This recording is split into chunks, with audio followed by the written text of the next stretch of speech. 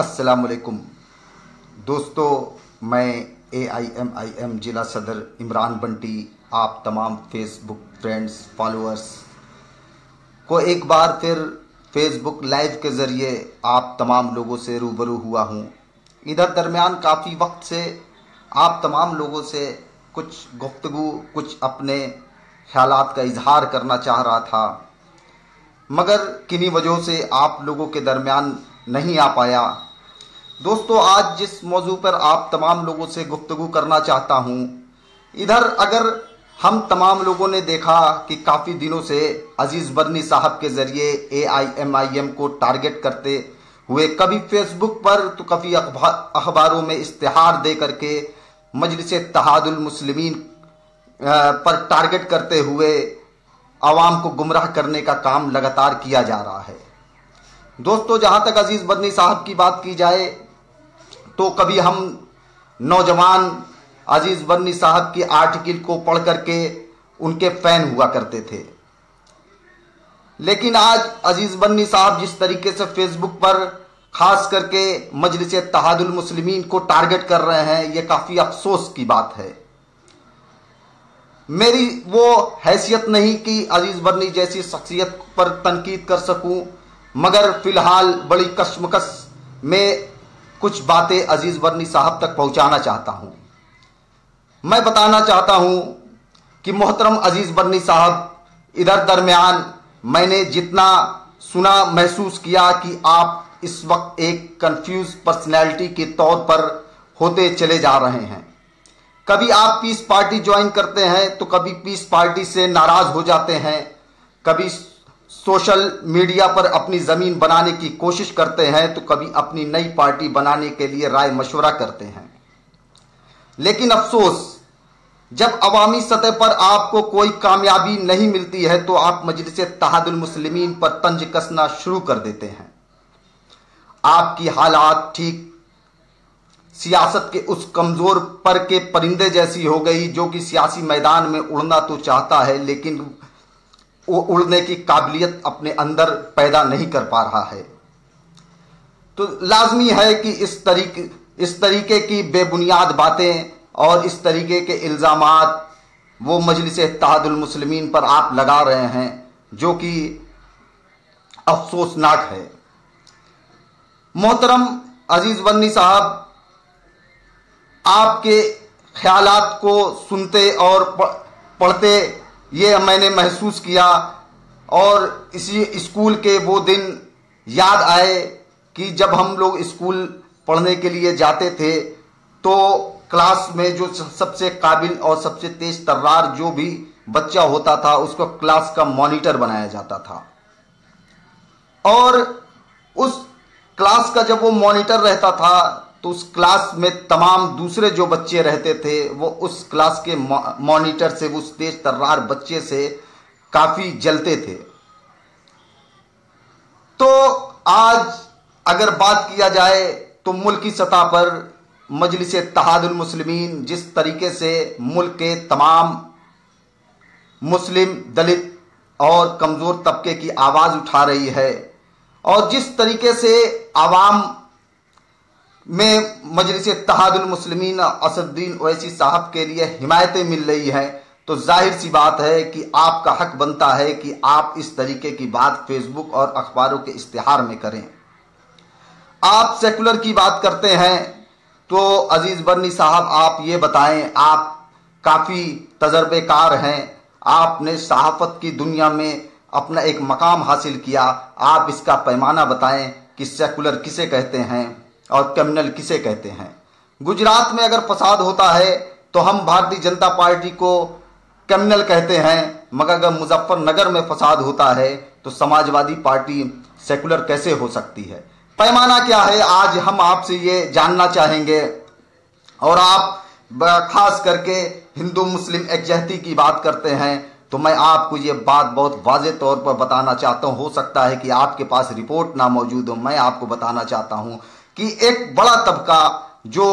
Educated है, वो non Muslim का, हमारे हिंदू भाइयों का, वो भी असदुद्दीन ओवैसी को भारी तादाद में उनको पसंद करता है। मैं आपको बताना चाहता हूं अजीज बर्नी साहब कि मैं आज से लगभग 1.25 साल पहले जब मजलिस इत्तेहादुल मुस्लिमीन में नहीं था तो लोग मुझे मोटिवेट करने के लिए मेरे पास असद साहब और अकबर साहब की वीडियोस ला करके दिखाते थे और हम भी यही कहते थे कि नहीं, ये हिंदू मुस्लिम भाईचारगी में दरार डाल रहे हैं और ये भड़काऊ भाषण देते हैं। मगर हालात को बदलना था। वो वक्त था जब बिहार में असेंबली के इलेक्शन चल रहे थे और उस दरमियान में मोहन भागवत साहब ने एक बयान देते हैं कि रिजर्वेशन की समीक्षा होनी चाहिए। पूरे देश के मीडिया चैनल पर यह बहस जारी हो जाती है और उस बहस के साथ साथ उस पर मौका मिलता है बैरिस्टर असदुद्दीन ओवैसी साहब को। और जब वो उस डिबेट में बैठते हैं, मैंने तो उस डिबेट को नहीं देखा, मगर जिसने वो डिबेट को देखा वो हमारा एक हिंदू मित्र था। उसने जब सुबह में मॉर्निंग वॉक के वक्त में उसने कहा कि यार, चूंकि जो हमारा जो हिंदू दोस्त था, जो हमारा हिंदू दोस्त भाई था, वो भी बैकवर्ड क्लास से था, तो उसने जब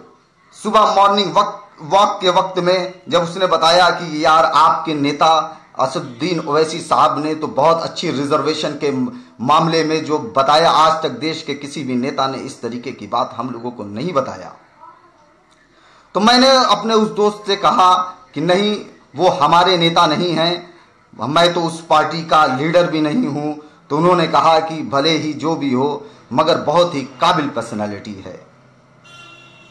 तो बर्नी साहब, मैं उस वक्त सोचने पर मजबूर हो गया कि शायद एक बार मुझको असदुद्दीन ओवैसी साहब को सुनना चाहिए। मैंने उनकी 2-3 डिबेटें सुनी, शायद वो मेरे दिल को छू गए और मैं सोचने पर मजबूर हो गया कि अगर इस दरमियान में अगर असदुद्दीन ओवैसी साहब मजलिस इत्तेहादुल मुस्लिमीन का साथ नहीं दिया तो ये असदुद्दीन ओवैसी साहब के साथ नाइंसाफ़ी नहीं बल्कि कौम, मुल्क और मिल्लत के साथ नाइंसाफ़ी होगी। उसके बाद मैं तमाम अपने जौनपुर सिराज हिंद शहर के तमाम रेपुटेटेड लोगों से बातें किया। उसमें मुस्लिम भी थे, उसमें गैर मुस्लिम भी थे, और खास करके मुझको जब रिजल्ट मिला, मैंने तमाम उन अपने गैर मुस्लिम जो कि काफ़ी एजुकेटेड लोग थे, जब बातें किया तो वो लोग कहने लगे कि नहीं, लीडरशिप में उनके कोई कमी नहीं है। हाँ, अगर देश का आज कोई बड़ा नेता है तो वो असदुद्दीन ओवैसी साहब है और उनके कद को कभी कोई भी बड़ा लीडर उनके कद को छोटा नहीं मानता है। तो फिर हम लोग सोचने पर मजबूर हुए और आज मेरा दावा है कि आज अजीज बर्नी साहब, आप इस बात को तवज्जो दीजिएगा, क्योंकि आपकी इस तरीके की बातों से ये सारे जो खलफसार, ये जो आवाम में जिस तरीके से आप गुमराहियत कर रहे हैं, ये काफ़ी शर्मनाक है। और आप तो एक बड़ी शख्सियत के मालिक हैं, बराए मेहरबानी इन तरीके की बातों को ना कीजिए, वरना कभी हम आपके फ़ैन हुआ करते थे, आज आपके बारे में हम सोचने पर मजबूर हैं। और एक बात और आपको बताना चाहता हूं कि आज इस मुल्क का जो हिंदू तबका है वो बहुत आस लगाए हुए असदुद्दीन ओवैसी साहब की तरफ देख रहा है। तो ज़रूरत इस वक्त यह है कि हमको जो हमारी अपनी पार्टी है और जो आपकी भी पार्टी है मजलिस इत्तेहादुल मुस्लिमीन, उसको मजबूत किया जाए, ताकि हमारी कम्युनिटी के साथ जो अदर्स कम्युनिटी है, जो आस लगाए बैठी है, जो एक बदलाव चाहती है, वो मुतवज्जे हो सके और इस मुल्क में अमन को कायम किया जा सके, इंसाफ को कायम किया जा सके। अजीज बर्नी साहब, हो सकता है कि कुछ ये तंज हो सकता है कि आपको बुरे लगे हों, इसके लिए मैं आपसे तहे दिल से माफ़ी मांगता हूं, मगर हाँ, बराए मेहरबानी आप अपने कद का ख्याल करें और इस तरीके से सियासत में या तो खुल करके आ जाएं, वरना अभी तक आपकी हालात आधी सहाफ़त की है, आधे आप सहाफ़ी हैं और आधे आप पॉलिटिकल बनना चाहते हैं। वक्त पड़ता है तो आप सहाफ़ी का रोल अदा करते हैं और वक्त पड़ता है तो आप पॉलिटिशियन हो जाते हैं। बराए मेहरबानी दो नाव पर कदम ना रखें। और जिस तरीके से मजलिस इत्तेहादुल मुस्लिमीन का काम चल रहा है, हम यहाँ सिर्फ 38 सीट पर चुनाव लड़ रहे हैं और ये आपका कहना कि मजलिस कम्युनल जमातों की हिमायत या इस तरीके की जो भी बेबुनियाद इल्ज़ाम हैं, ज़रूरी नहीं, आप समझदार हैं, आप इस चीज़ को समझ सकते हैं। अगर कोई बात बुरी लगी हो तो उसके लिए माफ़ी के साथ आपका ये बच्चा माफ़ी मांगता है। शुक्रिया, खुदा हाफिज़।